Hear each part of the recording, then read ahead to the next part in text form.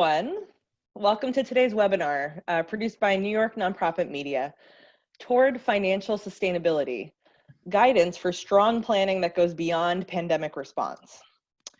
Over the course of today's event, if you have questions for our speakers, please use the Q&A feature rather than dropping them in the chat area. You'll find the Q&A feature at the bottom of your screen. And if someone asks an especially good question, be sure to upvote it. We will address those questions toward the end of the webinar. Separately, if you run into any technical issues, please do mention those in the chat. NYN's technical support team is here with us today, and they will try their best to assist with any glitches. Anyway, it's great to be back online with you all. I am delighted to once again introduce Paul Wolf of Denham Wolf Real Estate Services, who can help you think through your organization's real estate, which typically represents the largest operational expense after staff. Sunil Agarwal of Think Forward Financial, who is ready with the latest information about nonprofit funding sources and the evolving lending landscape. And Duncan Webb of Webb Management, a management consultant and skilled strategic planner with particularly deep expertise in the nonprofit arts sector. In our first webinar back on June 11th, this group focused on the shift from survival to stability. We encouraged viewers to check in with their staff, customers, and other stakeholders, and to actively incorporate that feedback into organizational decision-making. We highlighted the importance of financial liquidity, both for short-term operations and for appealing to lenders. We also strongly encouraged alignment around mission. Save money is an important mandate, especially these days, but frankly, it just isn't enough to justify major decisions. I've had the pleasure of speaking with Duncan, Paul, and Sunil a lot these past few months, and our takeaways from June all continue to hold true. We've also concluded that the future of the nonprofit sector depends on working together, from fairly straightforward cooperation to more intensive collaboration and even full-blown consolidation. In a moment, our experts will share the ways that partnership can improve your operations, optimize your real estate, and potentially even help with securing funding. But before we dive into those externally facing activities, allow me to offer an internally facing reminder. In order to be a good partner, whether you're advocating for a creative funding approach, looking to share space with other nonprofits, contemplating a merger or otherwise, it's really important to be self-aware. So much has changed in the past few months, and we all have a responsibility to interrogate our priorities and the ways in which we deploy our resources. It is essential to affirm that your mission is still valid in the current climate. You also need to ensure that your mission is understood by key groups both inside and outside of the organization.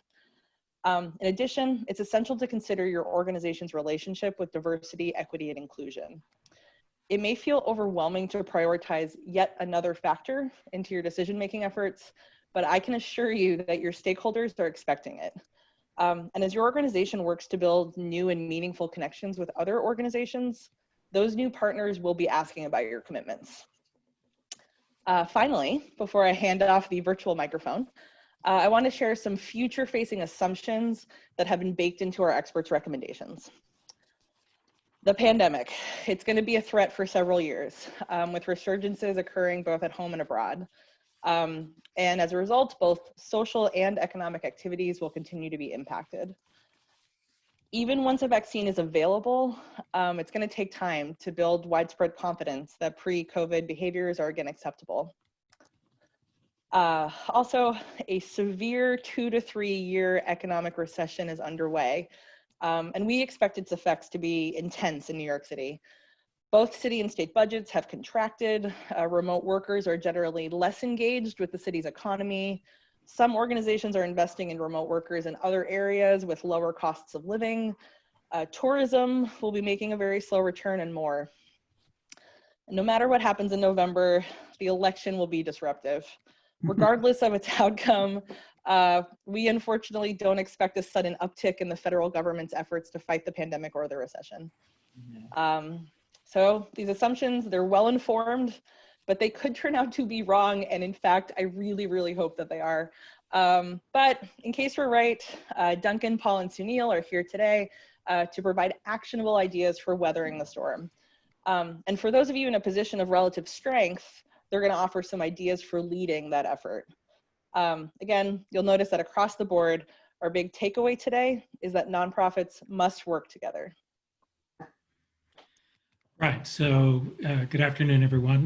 That's the ticket. This is all going to be about working together. And I'm going to address that from an operating perspective, working through these sort of somewhat fungible levels of outward engagement, cooperation, coordination, collaboration, and ultimately consolidation. Before I do so, I want to introduce one other idea. We are talking about some sort of pretty grim times and necessary strategies, but we're also talking about opportunities. We are New Yorkers, so we're figuring out how to sell umbrellas in the rain, or how to dance in a crowded subway car, or how to turn trash into art. And that scrappiness and opportunism will make us and the city stronger.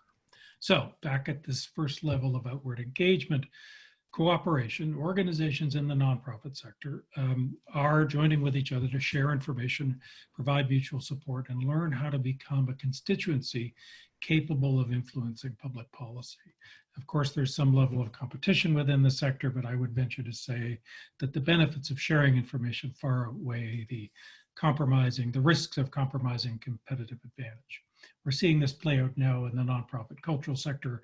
The daily Culture at 3 Zoom call now has up to 200 New York City arts groups commiserating, sharing information, providing very specific advice and support on topics ranging from monetizing streaming to insurance claims. I've also heard about another roundtable group sponsored by the Human Services Council doing similar work now. For other areas of the nonprofit sector, we need more conveners who can bring these groups together to share and provide mutual support.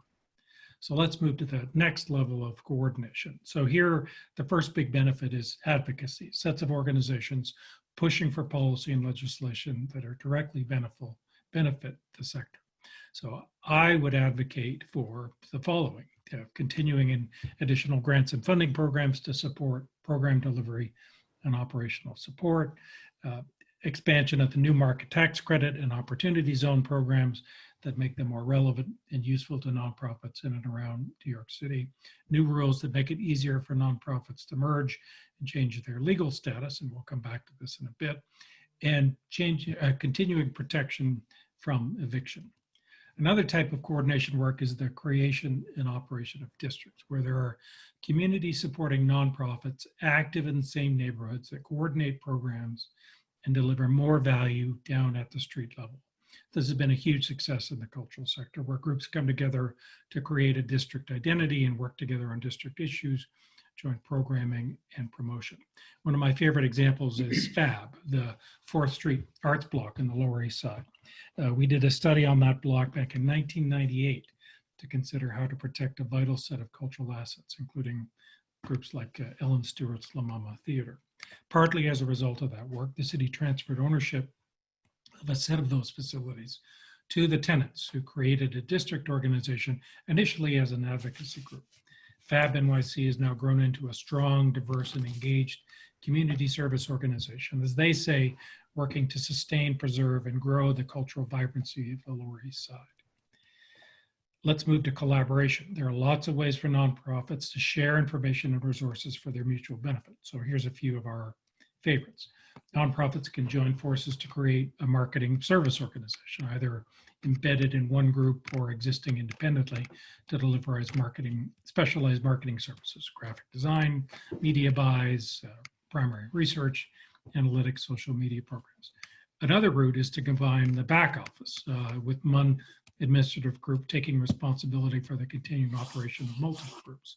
So for example, Proctor's Theater in Schenectady runs the back office of other organizations, including the Cap-Rep Theater Company in Albany. They hire and manage staff, administer benefits, support fundraising, and keep the whole enterprise functioning with a high level of efficiency.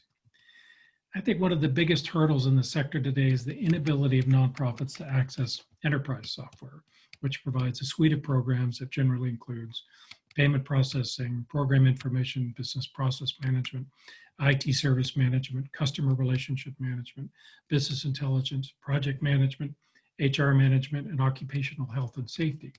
I've been doing some volunteer work recently for the Red Cross, and I'm shocked at how cumbersome it is for volunteers there, having to use multiple internal software programs and databases to organize and mobilize human resources, even for such a large nonprofit as the Red Cross. I think the answer is for service organizations in the sector to invest in these packages of software that can be accessed by nonprofits. So it's a group like Fractured Atlas working with a company like PeopleSoft or Salesforce, which provides these tools and services. And I think this idea of the service organizations making those capital investments and then sharing that systems and those programs out in the nonprofit sector to improve operational effectiveness and efficiency.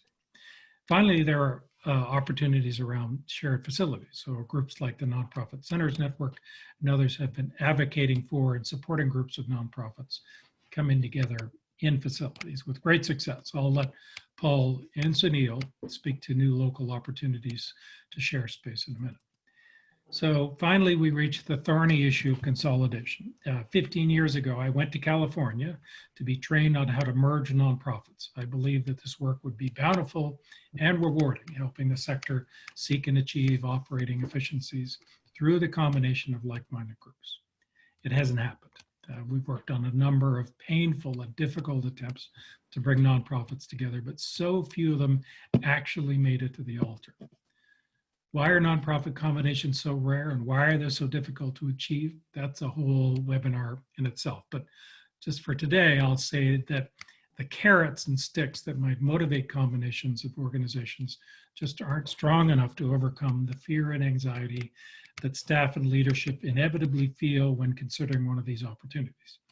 Really, it's about power and control and the prospect of giving it up.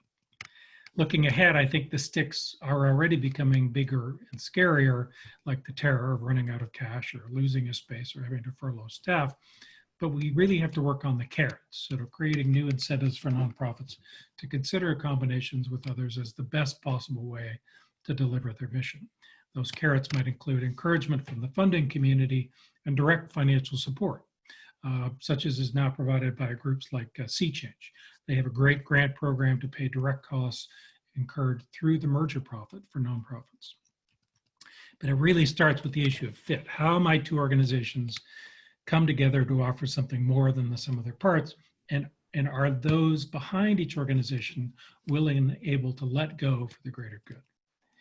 One final point, I think the future of the sector depends on one more outward facing step. It's the thing you learn at church. The best way to help yourself is to help other people. That means finding out what's going on in your neighborhood and community and figuring out how to respond, delivering the greatest value possible to push and pull us through these difficult times. And in addition to some potential reward in the nonprofit afterlife, I am confident that the funding community will follow and support those who focus on the delivery of value. Speaking of great and good, I'm going to turn this over to Paul and Sunil to consider these issues from their perspectives of real estate and capital.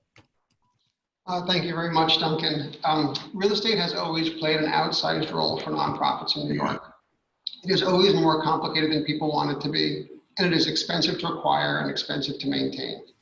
So how do you deal with this significant asset, or in some cases, unfortunately, liability, during this crisis? A quick look back, in the past 6 months since the pandemic first impacted New York, we have seen a number of leases that were actually negotiated pre-COVID get closed, but improve before they get closed. We've had a few leases signed with discounts as high as 10 or even 15% off the original deal that was baked pre-March. There were a number of leases and condominium purchases that were just abandoned. People got nervous about making a long-term commitment and just dropped the deal at that time. A lot of people have requested rent deferrals, essentially reducing your rent today but paying it back later. We're seeing a lot of referrals, the occasional abatement, but very rare. An abatement does not need to be repaid. Some nonprofit owners have received mortgage forbearance. That tends to be for a very short period of time though. And those who had leases expiring, whereas you would normally sign a 10-year lease, you now see people signing 6-month leases just to buy more time. I hear somebody's having an issue with sound, so I'll speak louder. Some tenants have decided to abandon their leases entirely and go fully virtual for a while, essentially hibernating to eliminate all expenses until things settle down. We have a client that depends on convening large groups that just made the decision with their board to put everything in storage for 6 months and then reevaluate. Some organizations have really just sat back and said, we'll wait and see what happens. Well, now as the crisis drags on and all participants, tenants, landlords, lenders are feeling more pain, and as prohibitions against foreclosures expire, we're going to start to see some new things happen. We're starting to see that organizations that are pursuing space are going to reflect changing demands, different scale, different location, different tolerance for cost. And this is all going to change based on how they're using their offices in this new reality. We're talking to a lot of our clients now about how they're going to reconfigure their offices. And we always touch on the big three issues: filtration, circulation, and separation. We can come back to those if people have questions about that. Organizations will have the chance to purchase commercial condominiums and buildings and development sites at discounted prices. We are already seeing price reductions. We're also going to see that nonprofits, unfortunately, are going to default on leases and loans, and this will eventually lead to evictions and to foreclosures. But landlords also are in a similar position. Landlords who bought at a high point in the market and now their purchase price was predicated on increasing rents, they're also in trouble. And you're also going to see landlord defaults and foreclosures as well. Charting a path forward really is based on your relative financial health, but everyone will need to cooperate with their peer organizations to preserve critical programs and services in the community. If you're in a position of relative strength, which I define as having affordable real estate and/or really strong credit, and/or a highly competent management and leadership team that also has capacity, then you should take a leadership role and consider some of the following. You can anchor a new shared space project. You might have underutilized space, or you can take advantage of the cheaper pricing now to acquire more space. There's a lot of great examples, as Duncan referenced before, of shared space projects, and anchor makes a substantial difference, having that kind of stability. You can extend your fiscal strength to others by co-signing a lease, or providing loan or mortgage guarantees if somebody's in trouble, or if you have the capacity, even providing a direct loan. And then providing leadership by helping plan for and implement what serves your community best, whether it's a shared space project or, as Duncan mentioned, shared back of house services. Don't underestimate the demands of doing something outside your core mission to help the community. It takes a lot of effort, it takes a lot of time and resources, but if your management team has the capacity, now is the time to deploy that. If, on the other hand, you are reasonably stable, which I define as having the resources, cash, people, goodwill, and confidence, that with operational rigor, you can survive the crisis and emerge at the other end, then you should assess your risk tolerance, so your willingness to take on risk, and then consider some of the following options. You can take a short-term occupancy agreement. This is more like a 2-year agreement, and try to bake in flexibility, maybe the right to extend the lease by a year or two, or the right to terminate early. But treat your landlord as a partner to figure out what makes the most sense. I think it's very important. We're already starting to see groups looking to band together.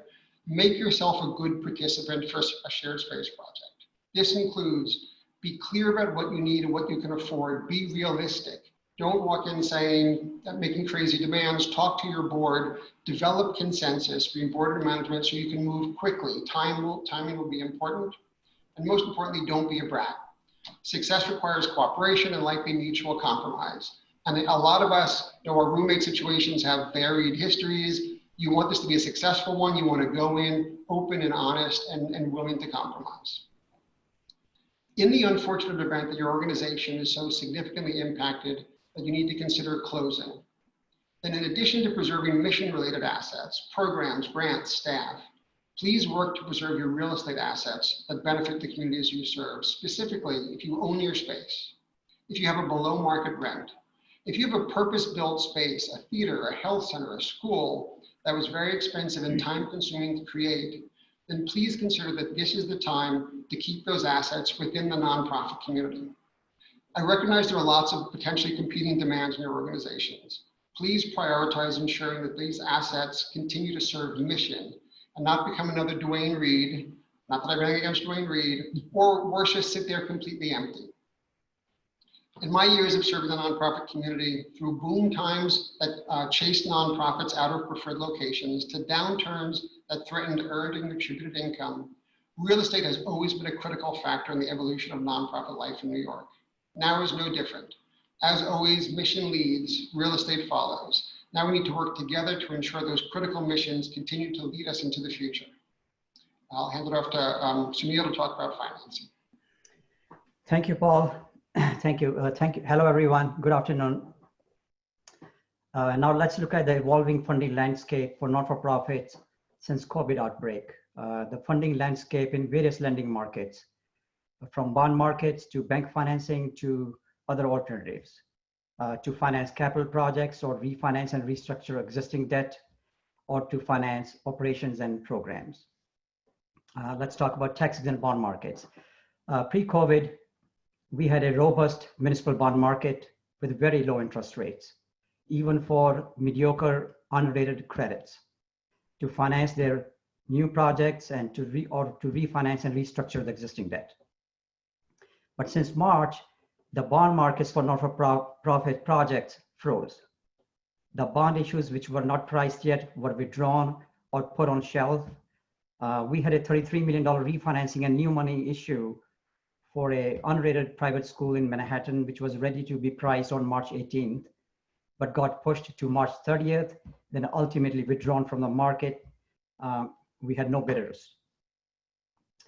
Over the last couple of months, we are seeing more activity, but mainly for refinancing opportunities for investment grade credits to reduce their debt service payments and taking advantage of low interest rates. We have seen rates as low as 2.5% to 3% in the capital markets for good credits. Going forward, we will continue to see these lower interest rates, which will provide refinancing opportunities to stronger credits. The issue remains for unrated credits or mediocre, weaker credits. The markets have rebounded to some extent in the last couple of months, but not to the level of pre-COVID. For the private school transaction, which I mentioned before, we are going back to the bond market again after 6 months to gauge the market interest. We do expect higher rates than originally contemplated, but still attractive enough to warrant the refinancing and execute the transaction. So for unrated credits, the rates are still high.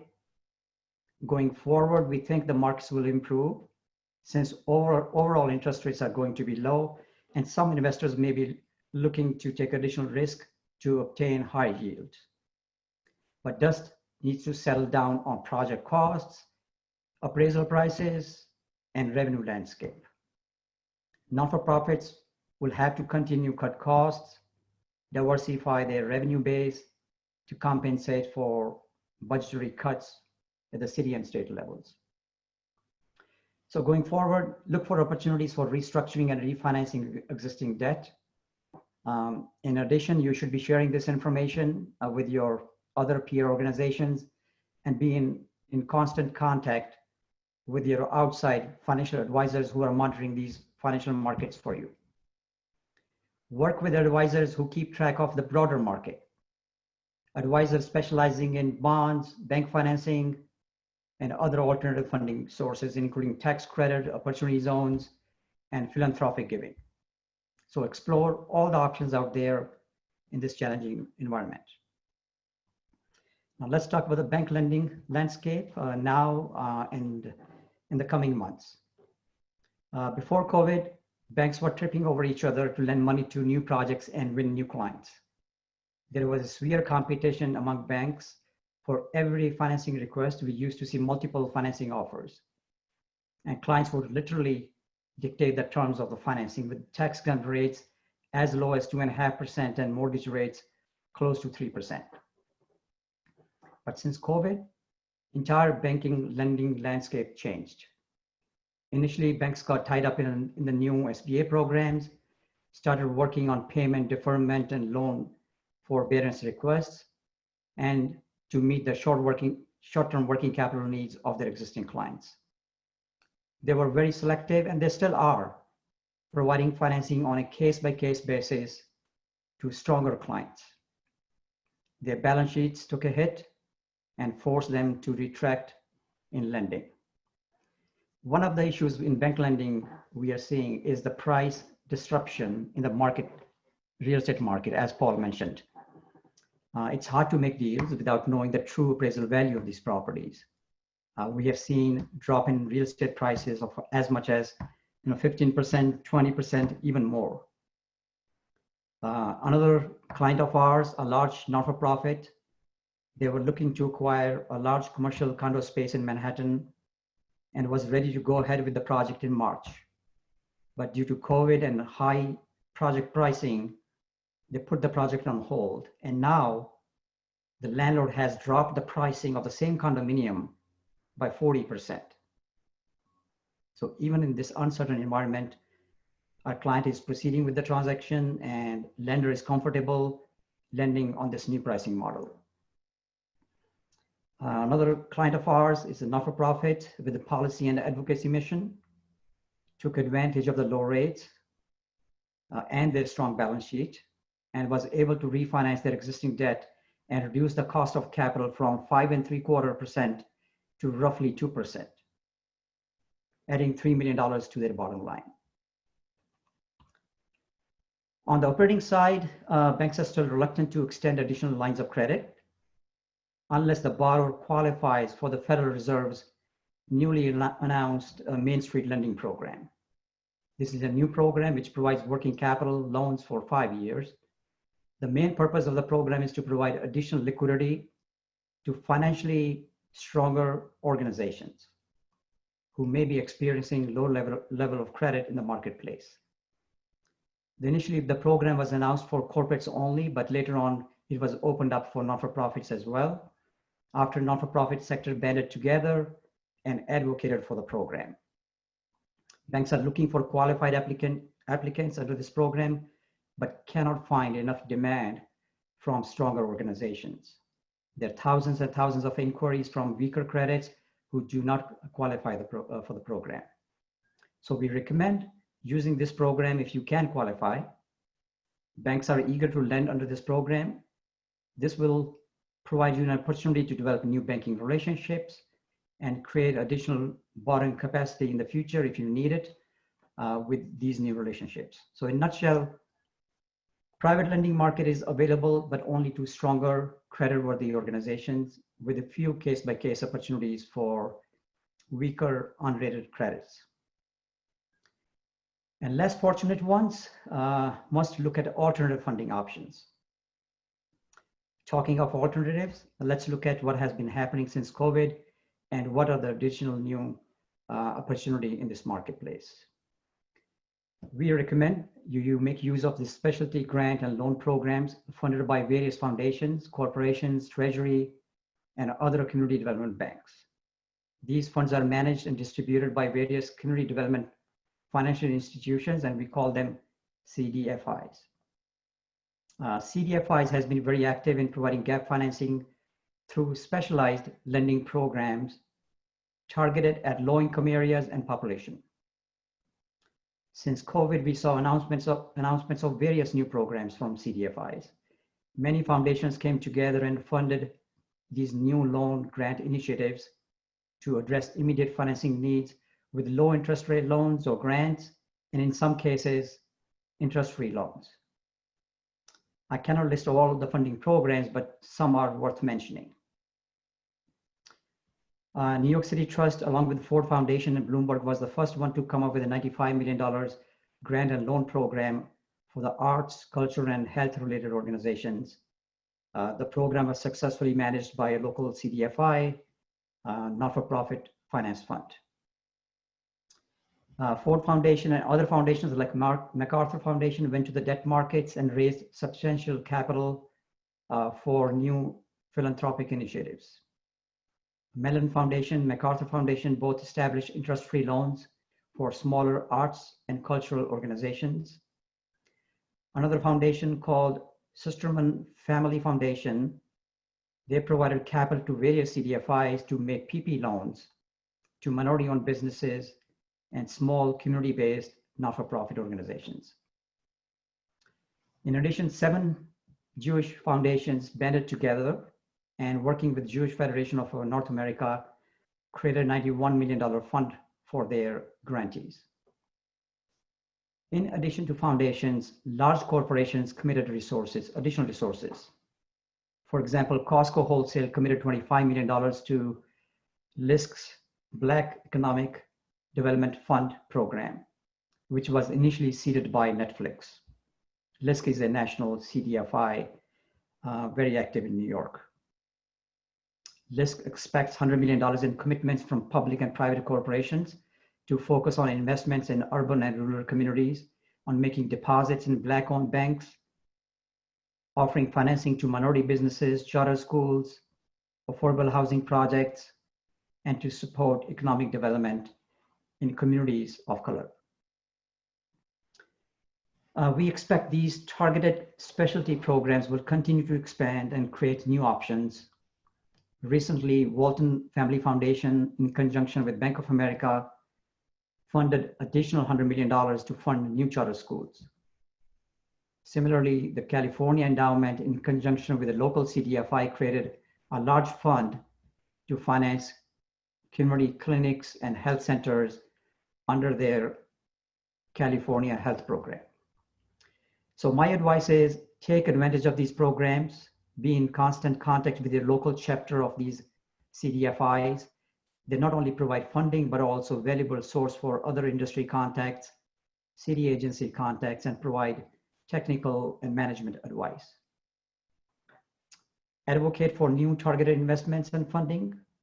As Duncan mentioned, we recommend taking a collaborative approach, that you work with your parent federation, foundations, corporate sector, CDFIs to create these additional opportunities, because mission-based organizations will continue to be asked to do more and provide additional services with less resources. And we will continue to see longer delays in reimbursement for their services. So resources could be pulled together between corporate giving, foundations, large financial institutions to create these new funding programs for not-for-profits. So in brief, band together, work with your industry parent groups, advocate for new funding, advocate for changes in the existing programs to provide you more flexibility, diversify your resources, and share information with your peers. In our previous webinar, our theme was communication, communication, and communication. And in this webinar, it is collaboration, collaboration, and collaboration. So thank you for listening, and I'll give back to Gisela. Thanks so much, Sunil. I know that inter-organizational collaboration on topics like grants and facilities and staff is much easier said than done, but I'm confident that our audience members can make it work. So speaking of our audience members, let's open up this discussion and turn to some of their questions. Duncan, right off the bat, we have a question about nonprofit mergers. So audience members, I encourage you to reach out to Duncan after this webinar for insights that are specific to your situation. But maybe for now, Duncan, since there are far too few examples for all of us to reference ourselves, do you maybe have an example of a successful merger that you could share, including, I think in particular, some of the key factors that made that merger successful? You might be on mute, my dear. We are human, everyone. I would highlight one in New York, which would be Bill T. Jones and Dance Theater Workshop that came together to form, gosh, what's it called? Dance Arts. New York Live Arts. Live Arts, right. So, and you know, that's two very sharp organizations, very strong fit. One with a building, one with a great sort of mission and, you know, pedagogy and sort of repertoire and artistic leader, and came together in a very comprehensive, methodical way. So that's a good model, a good New York model in our sector. Paul, I know it was before my time, but I happen to know that you, I think, helped with some component of that situation. Do you want to elaborate at all on that? No, I'd echo what Duncan said. They were two wonderful groups that came together, one with building, one with resources, but notwithstanding, I think that the great organizations and the great intentions and support that they had, it's still challenging. It still took a lot of effort and a lot of commitment to make it work, but it's certainly very successful now. And just to confirm for one of our audience members, the two organizations before they created Live Arts, what were they? Bill T. Jones, and I think it was Dance Theater Workshop, right? Correct. Thank you, guys. Sunil, I'm going to give these two a break for a second. I know this was a question I had for you when we were first running through this stuff.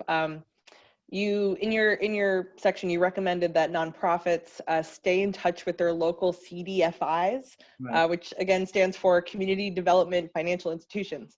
You mentioned a handful of them today, of those institutions, and we are going to include those in the PDF that goes out to everyone after today's event.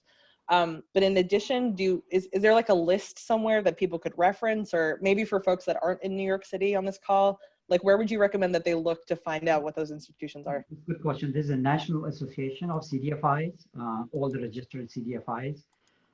It's called Opportunity Finance Network. So they can Google Opportunity Financial Network. On their website is actually ofn.org. So they can go to that and they will see all kinds of CDFIs. They can search based upon geographical search or the type of programs, or they can contact us. We can put them in touch with the local chapters here in New York. But there is an association called Opportunity Finance Network. Awesome. So again, folks, I know Sunil touched on a lot today. We are going to, again, share the highlights from his presentation in the document that will be circulated after this. That document includes contact information for all three of our panelists. And like Sunil just said, hit him up, right? He wants to hear from you. So if you have questions you want to ask for more ideas, you can definitely reach out to him. Let's see, another question we have, this is squarely a real estate question, Paul. So I'm going to toss it to you. I will admit, audience, that none of the four of us can see the future. Again, we've made some well-informed assumptions, so I'm just going to sort of disclaimer all of our comments with that a second time. But Paul, our audience member, notes that especially in Manhattan at the storefront level, there were vacancies even before COVID. I know you and I, for example, have talked a decent amount about retail pricing versus, office. It's still something that I'm learning myself. I know this audience member clearly knows our people because they're talking about how the role that theaters play at the street level and whether theaters, could be a match for spaces like that, whether theaters are going to continue to be pushed out because those retail spaces are being held onto, from a sort of storefront, ground level, sidewalk level engagement or perspective. What do you see happening going forward? I think it's a great question. Retail has been going through a fundamental shift for a long time now. The Amazon effect, certainly. Interestingly, last year, there were a number of large purchases made of retail properties. A lot of developers felt that the retail was going to come back in certain areas. COVID has accelerated the demise of an awful lot of retail establishments. The arts have always been extremely creative at adapting spaces for different uses. I love the example of Chishama that took empty retail spaces and put in all kinds of, whether it's performance or visual arts programs, and I think it's been very successful. Retail prices are coming down, and I think there will be opportunities for nonprofits. I've already gotten several calls from theater clients who say, we want to put on a one-person show in a venue that seats 100 and bring 10 people in, maybe a former restaurant. And it's interesting because 3 months ago when I'd reach out to landlords, they were not so excited about it. And today they're a bit more receptive, I think. But for long-term occupancy, you're going to see further deterioration of the retail market, I believe. And eventually when the pricing gets reestablished, meaning that when somebody purchased a property, if they expected very high rents in retail they're not getting, they often can't take less money until there's a reset with the lender. They either foreclose on the property, the lender takes it back, the basis gets reduced, and the price comes down.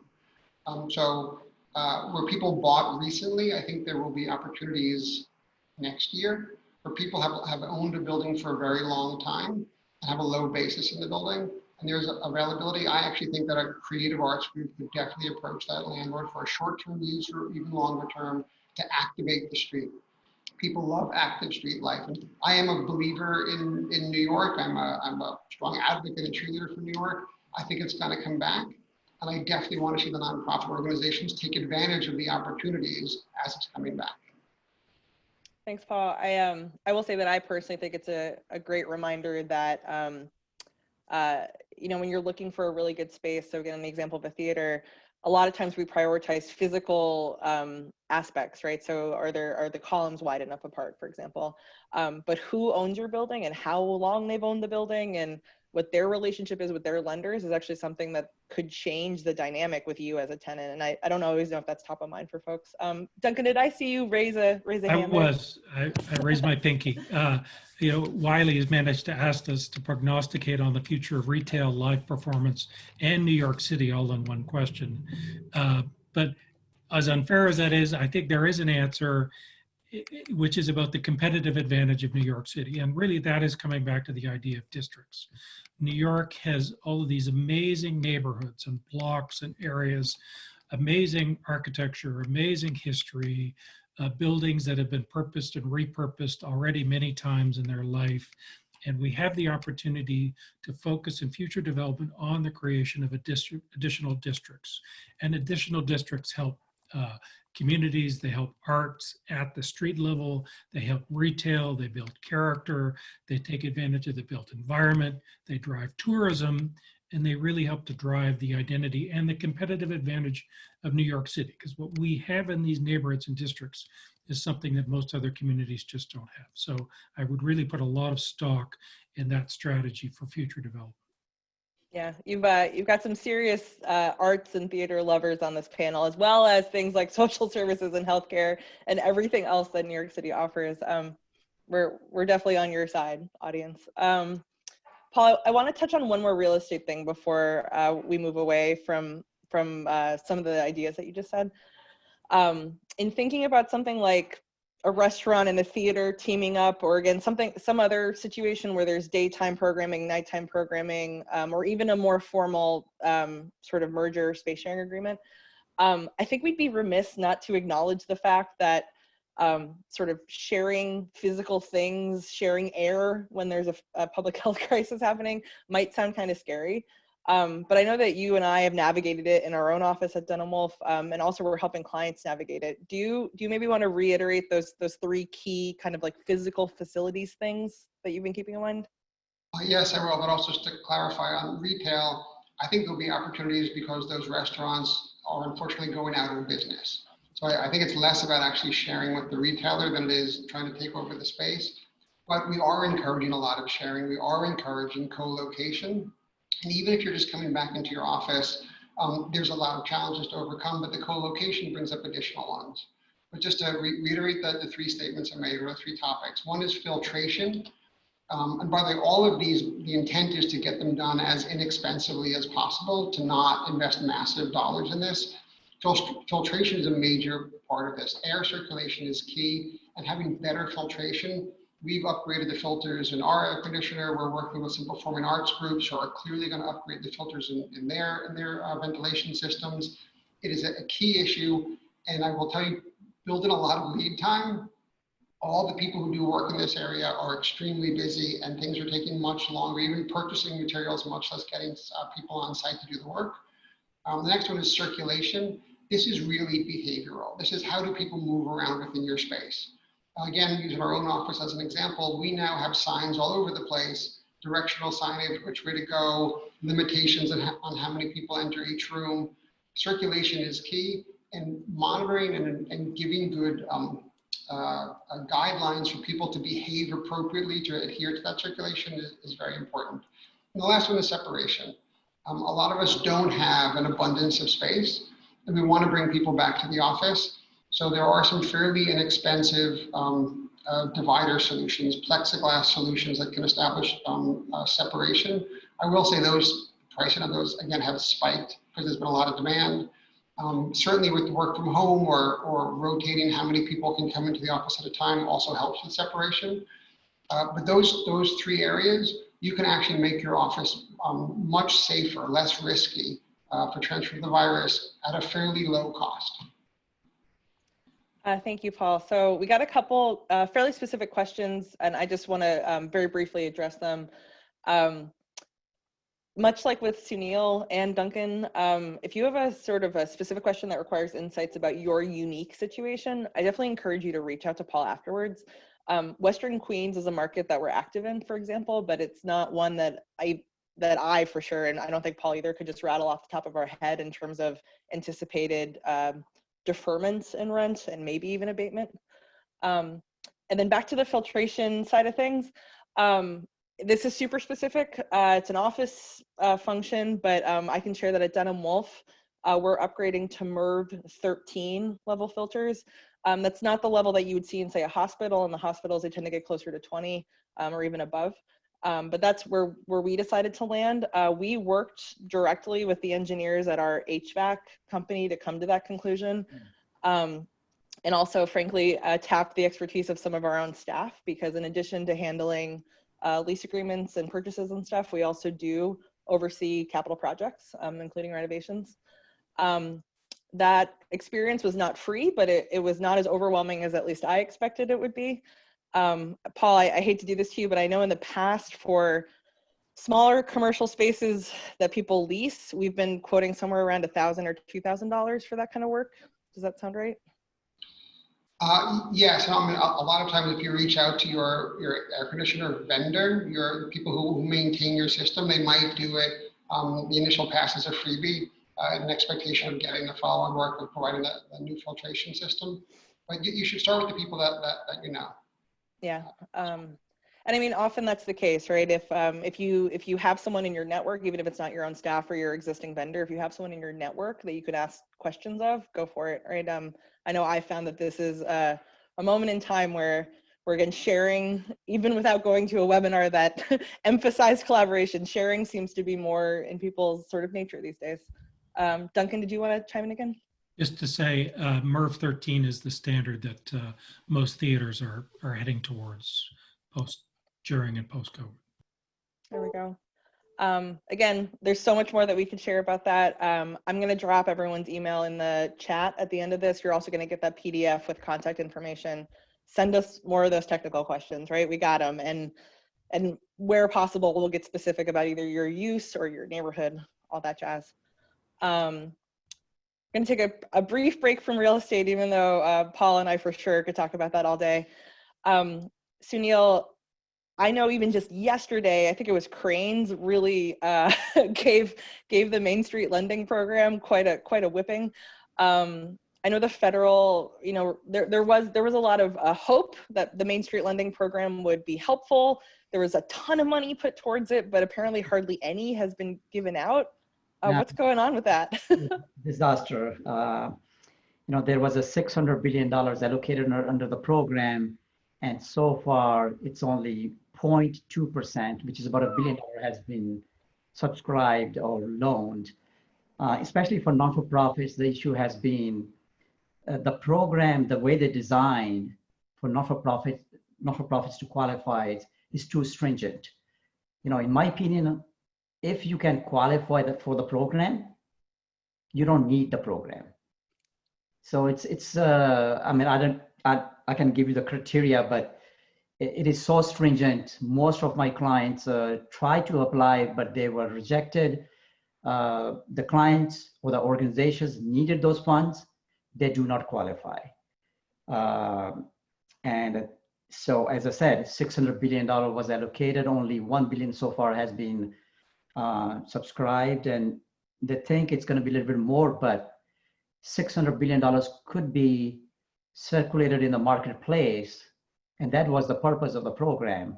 So right, they were right in the Cranes article yesterday that the program is not structured accurately, and especially for not-for-profits. You have to have so much cash on your balance sheet to even qualify for the program. And again, what's the point of that? Yeah. Well, So, thank God for, again, all those specialty funds that you mentioned that, again, audience will be circulated after this event.